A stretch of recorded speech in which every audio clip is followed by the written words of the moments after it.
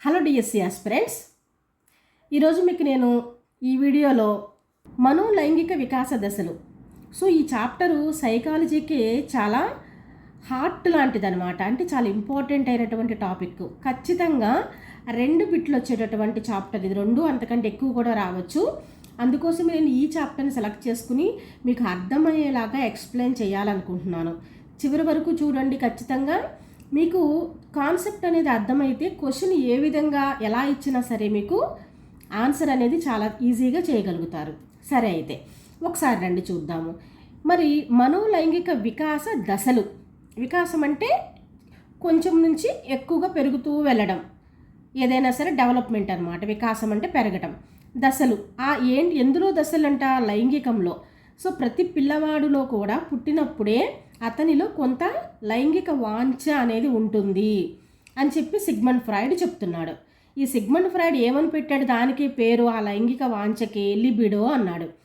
Libido అని ఎవరన్నారని అడుగుతాడు Sigmund Freud.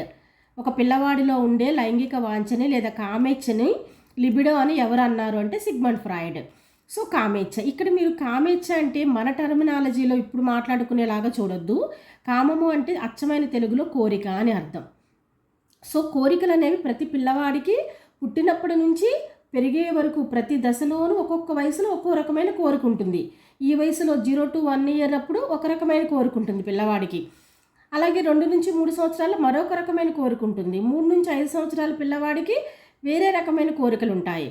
అలాగే 6 నుంచి 11 మరొక రకమైన కోరిక ఉండొచ్చు. 12 నుంచి 11, 12 పైన సంవత్సరాల వారికి మరొక రకమైన కోరిక.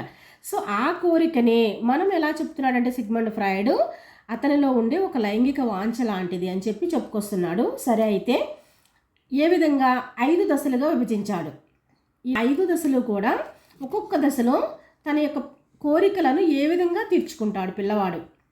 ఆ కోరికని మనం ఏమంటున్నాం అంటే లైంగిక వాంఛ అని అంటున్నాము. అదే చూద్దాము. తన కోరిక ఏంటో, తన శరీరానికి ఏం కావాలి అనేదే ఇక్కడ లైంగికమైన అర్థం చేసుకోవాలి మీరు. సరే, ఇక్కడ చూడండి ఒకసారి. మొదటి దశ ఏంటిది? మౌఖిక దశ.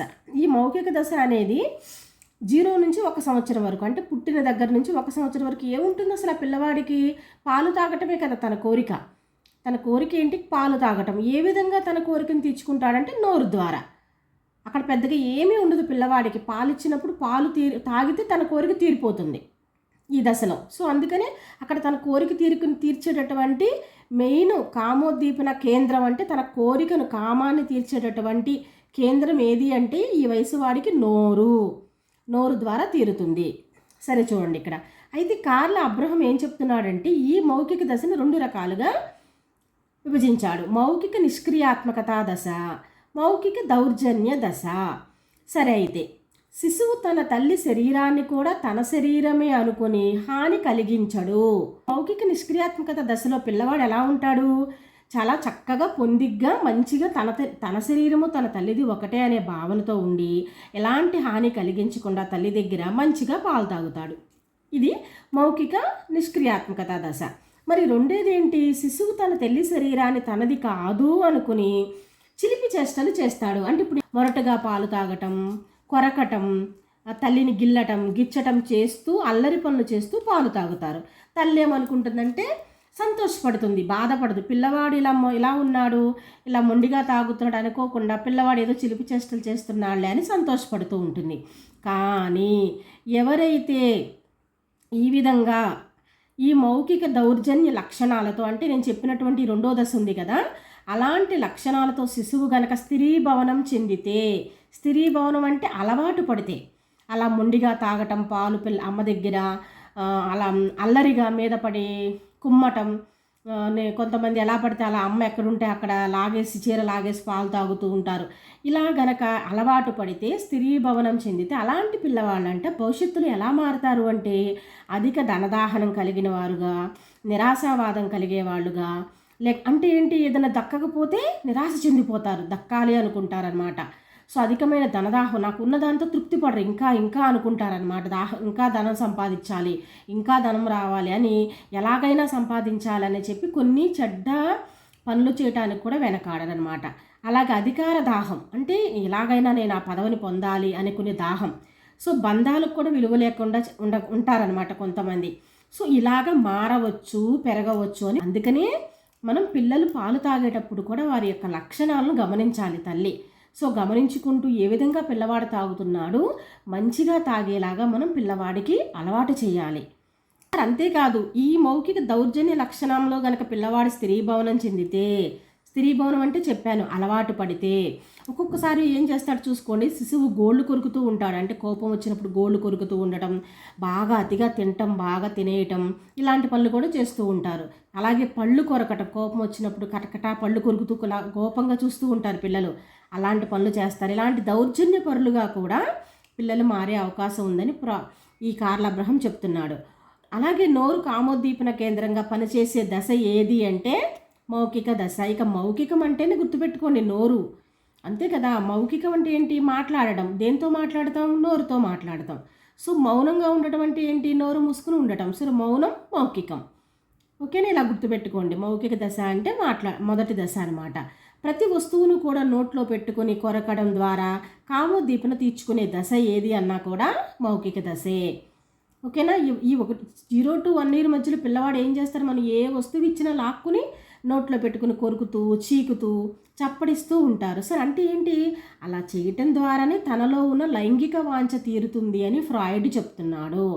సో మనం లైంగిక అలాగే మౌఖిక దశలో అచిత్తు అనేది ఉంటుంది. అచిత్తు అనేది ఇక్కడే మీకు ఏర్పడుతుందన్నమాట. తల్లిపాలు తాగుతూ లైంగిక సహజాతాన్ని సంతృప్తి చెందే దశ ఏది అంటే మౌఖిక దశ. తల్లిపాలు తాగటంతోనే తన కోరిక తీరిపోతుంది పిల్లవాడికి. ఇక్కడ ఏదన్నా వస్తువు ఇస్తే నోట్లో పెట్టుకుని నవలటంతోనే తన కోరిక తీరిపోతుంది. సో కాబట్టి దశ ఆసన దశ. సో ఆసన దశ అనేది 2 నుంచి 3 సంవత్సరాల వయసులో ఉంటుంది. సో ఇక్కడ ఏంటంటే కామోద్దీపన కేంద్రంగా, అంటే తన యొక్క లిబిడోని ఏ విధంగా తీర్చుకుంటాడు అంటే పాయువు ద్వారా. సో పాయువు అనేది ఏంటి? మనం మోషన్కి వెళ్తాం కదా. ఆసన దశ అంటే గుర్తుపెట్టుకుని, ఆసనం అంటే ఏంటి? కూర్చోవటం. ఆసనులు కండి అంటాం కదా. సో ఆసనం అంటే కూర్చుంటాం మనం. సో టాయిలెట్ ట్రైనింగ్ ఇవ్వాల్సినటువంటి దశ ఏది అంటే ఈ ఆసన దశే.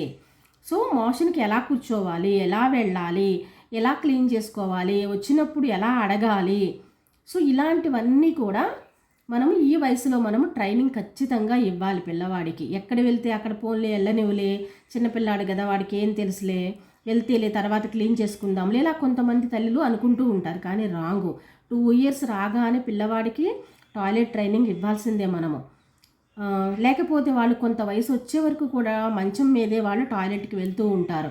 ఓకేనా? సో అలాగే కంట్రోల్ చేసుకునే ఇది కూడా మనం నేర్పించాలి. 2-3 గంటలు ఆపుకునే శక్తి కూడా వాళ్ళకు ఉండేలాగా మనం ట్రైనింగ్ చేయాలన్నమాట. ఓకే? సో ఒకసారి రండి పాఠంలోకి. శిశువు తన లిబిడోను మలమూత్ర విసర్జన ద్వారా సంతృప్తి చెందుతాడు. సో కార్ల్ అబ్రహం మళ్ళీ కూడా ఈ ఆసన దశను మళ్ళీ 2 భాగాలు చేశాడు ఇక్కడ.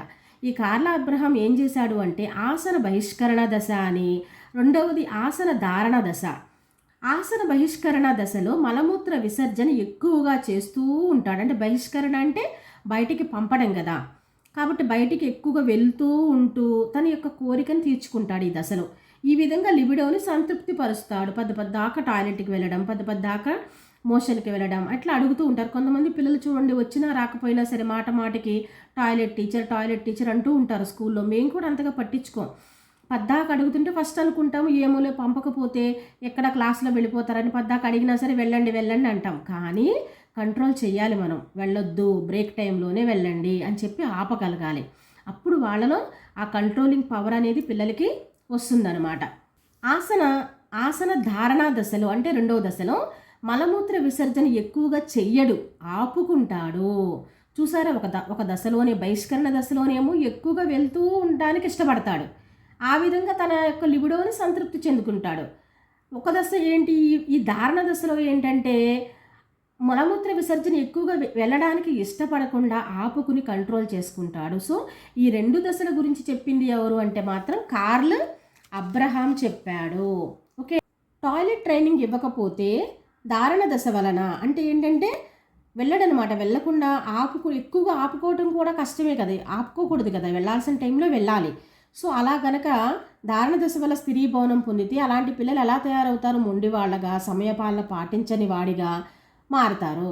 అలాగే టాయిలెట్ ట్రైనింగ్ ఇస్తే గనక శిశువు ఉదార స్వభావము, శాంత స్వభావము, సహాయ గుణం అలవర్చుకుంటారు. ఓకేనా?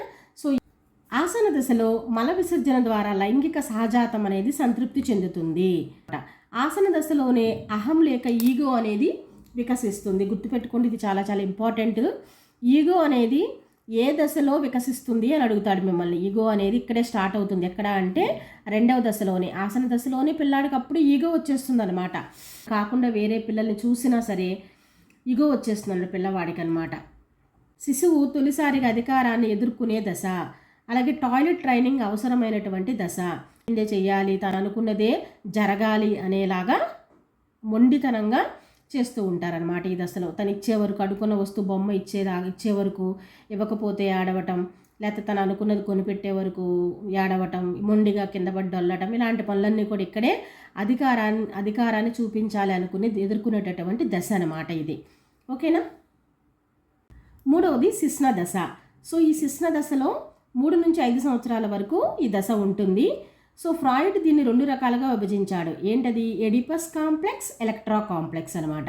సో ఎడిపస్ కాంప్లెక్స్, ఎడిపస్ అనేది ఒక రాజు పేరు, మీరు గుర్తుపెట్టుకోండి. ఆ రాజు పేరు మీదుగానే ఫ్రాయిడ్ మనకి ఈ 2 దశలను వివరించడం అనేది జరిగింది. ఓకే, సరే. మరి శిశ్న దశలో కామోద్దీపన కేంద్రాలుగా వేటిని పిల్లవాడు పొందుతాడు అని అడిగినప్పుడు జననేంద్రియాలే తన యొక్క కామోద్దీపన కేంద్రాలన్నమాట.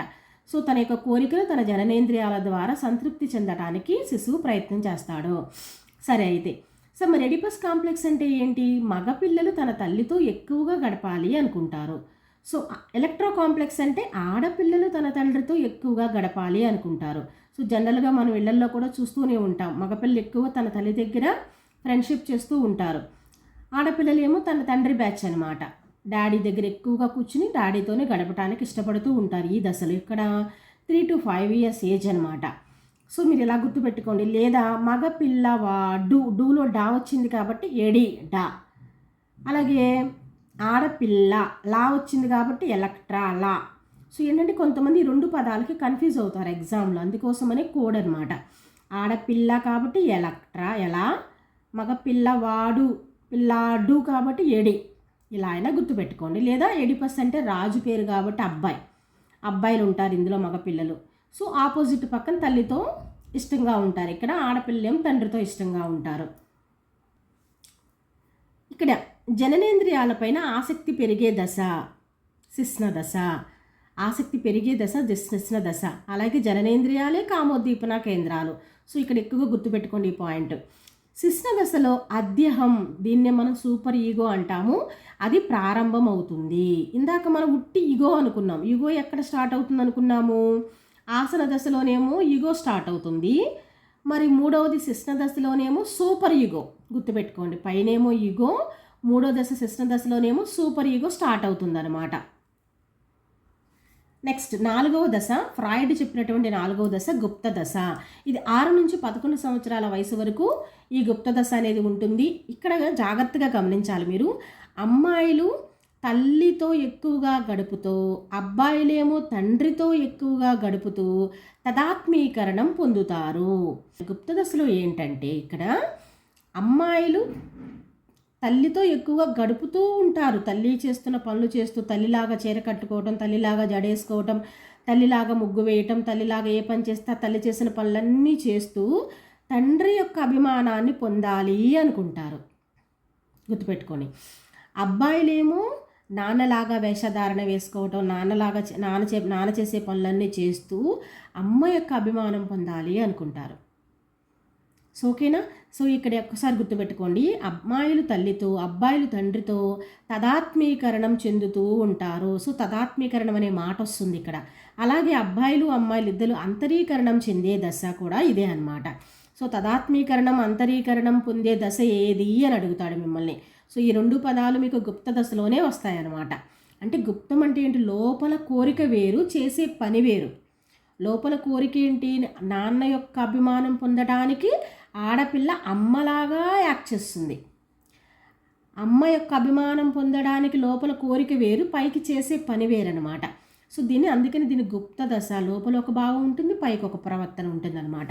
సో చూడండి, సజాతి లింగ ఆకర్షణ కలిగే దశ అంటే అందుకని ఇక్కడ ఎక్కువ చూడండి సజాతి లింగ ఆకర్షణ అంటే ఇక్కడ ఎక్కువగా పిల్లలు ఆడపిల్లలతోనే ఎక్కువగా ఫ్రెండ్షిప్ చేస్తూ ఉంటారు, మగపిల్లలతోనే ఎక్కువగా ఫ్రెండ్షిప్ చేస్తూ ఉంటారనమాట. సో ఈ పాయింట్ కూడా మిమ్మల్ని ఎక్కువగా అడుగుతారు. యవ్వన ఆరంభ దశ, పూర్వ కౌమార దశ, ఈ రెండింటి మధ్యలో ఉండే దశే ఈ గుప్త దశ. యవ్వనం ఆరంభం అవుతూ ఉంటుంది, పూర్వ కౌమార మధ్యలో ఉండేదే ఈ గుప్త దశ అనమాట. గుప్త దశలో జంతువాంఛలను, దౌర్జన్యశీలాన్ని దమనపరచటం లేదా అంతరీకరణం జరుగుతుంది. ఈ గుప్త దశలో పిల్లవాడు ఏంటంటే తనలో ఉన్నటువంటి కొన్ని కోరికలు ఉంటాయి. అలాంటి కొన్ని క్రూరత్వమైన కోరికలు కానీ దౌర్జన్యశీలత్వం అంటే ఇతరుల మీద దౌర్జన్యం చేయటం, కోపం ప్రదర్శించడం, కొట్టడం, ఇలాంటివన్నీ కూడా ఒక్కొక్కసారి దమనపరుచుకుంటాడు, అంతరీకరణం జరుగుతూ ఉంటాయి సిచ్యువేషన్ బట్టి. సో ఈ పాయింట్ అడిగితే కనుక దౌర్జన్యశీలము, దమనపరచడం, అంతరీకరణం అని ఏ దశలో కనబడతాయి అని అడిగినప్పుడు గుప్త దశ. ఆ తర్వాత మగపిల్లలు తల్లి ప్రేమాభిమానాలు పొందడానికి తండ్రిలోని లక్షణాలు అవలంబిస్తారు, ఆడపిల్లలు ఏమో తండ్రి ప్రేమాభిమానాన్ని పొందడానికి తల్లిలోని లక్షణాలు అవలంబిస్తారు. మీకు ఆల్రెడీ ఎక్స్ప్లెయిన్ చేశాను ఇప్పుడే. సో ఈ పాయింట్ మళ్ళీ ఇచ్చారు కింద, ఓకేనా? గుర్తుపెట్టుకోండి. 5వ దశ జననాంగ దశ. ఇది 11-12 సంవత్సరాల నుండి ఇక ఆ పైన అంతా అనమాట జననాంగ దశే ఉంటుంది. సో విజాతి లింగ ఆకర్షణ కలిగే దశ అంటే టీనేజ్ స్టార్ట్ అవుతుంది. 6th క్లాస్ నుంచే పిల్లవాడిలో విజాతి లింగ ఆకర్షణ అనేది కలుగుతుంది. మనము హై స్కూల్కి వచ్చిన తర్వాత చాలామంది పిల్లలు అందుకనే వేరువేరుగా కూర్చోబెడుతూ ఉంటారు. ఆడపిల్లల్ని వేరుగా, మగపిల్లల్ని వేరుగా కూర్చోబెడతారు. ప్రైమరీ వరకు ఓకే కలిపి కూర్చోబెట్టచ్చు, కానీ ఆ తర్వాత విజాతి లింగ ఆకర్షణ కలుగుతుంది. పిల్లలు పొరపాట్లు చేయకూడదని చెప్పి వేరుగా కూర్చోబెడుతూ ఉంటారు. పిల్లవాడికి గుడ్ టచ్, బ్యాడ్ టచ్ అనే విషయాలను నేర్పించాల్సినటువంటి దశ అనమాట ఇది.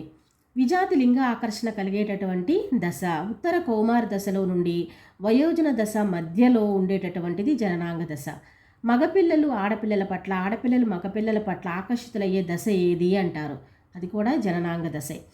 జనన అంగ దశ తర్వాత గౌణ లైంగిక లక్షణాలు కనబడతాయి. అంటే ఫిజికల్ మార్పులు అనేవి పిల్లల్లో కనిపిస్తూ ఉంటాయి, ఫిజికల్గా చేంజెస్ అనేవి కనిపిస్తూ ఉంటాయి. సో ఇలా కూడా మీకు బిట్టు అడగవచ్చు అనమాట. అయితే సరే, మీరు గుర్తుపెట్టుకోవాల్సిన ముఖ్యమైన పాయింట్ ఏంటంటే కన్ఫ్యూజ్ అయ్యే పాయింట్ కూడా ఇదే, ఎగ్జామ్లో రాంగ్ పెట్టే అవకాశం ఉండే పాయింట్ కూడా ఇదే. ఏంటంటే జననేంద్రియాల మీద ఆసక్తి కలిగే దశ, జననేంద్రియాలు కామోద్దీపన కేంద్రంగా పనిచేసే దశ ఏది? ఈ 2 పాయింట్లకి ఆన్సర్ ఏంటంటే శిశ్న దశ. ఇది గుర్తుపెట్టుకోండి. జననేంద్రియాలు అని కనపడింది కదా అని చెప్పి మీరు జననాంగ దశ అని పెట్టేస్తారు చాలామంది. సో అక్కడ రాంగ్ అయిపోతుంది మీకు. జననాంగ దశ వేరు. జననాంగ దశలో కేవలం విజాతి లింగ ఆకర్షణ కలుగుతుంది, ఇక్కడ గౌణ లైంగిక లక్షణాలు కనబడతాయి. సో అవి మెయిన్ పాయింట్లు. అంతేగాని మీరు జననాంగం, జననేంద్రియాలను కనపడింది కదా అని మీరు జననాంగ దశ అని 5వది పెట్టొద్దు. సో ఈ రెండింటికి కూడా ఆన్సర్ మీకు శిశ్న దశే.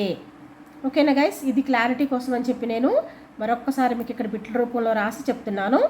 ఓకే గైస్, చక్కగా ఈ వీడియో మొత్తాన్ని చక్కగా అర్థం చేసుకోండి. అర్థం చేసుకుని ఏ బిట్ అయినా వచ్చినా సరే కరెక్ట్ ఆన్సర్ పెట్టడానికి ట్రై చేయండి. ఒకసారి మళ్ళీ వినండి, మంచిగా అర్థమవుతుంది మీకు. సో చాలా ఇంపార్టెంట్ అయినటువంటి టాపిక్ ఇది, అందుకోసమని నేను సెలెక్ట్ చేసుకుని మీకు ఎక్స్ప్లెయిన్ చేస్తున్నాను. సో అవకాశం ఉన్నంత వరకు అందరూ మంచిగా చదవండి, ఎగ్జామ్ బాగా రాయండి. మీరు అందరూ క్వాలిఫై అవ్వాలని మనస్ఫూర్తిగా కోరుకుంటున్నాను గైస్. All the best. మంచి టాపిక్తో మీ ముందుకు వస్తాను. అంతవరకు ఆల్ ద బెస్ట్, బాయ్.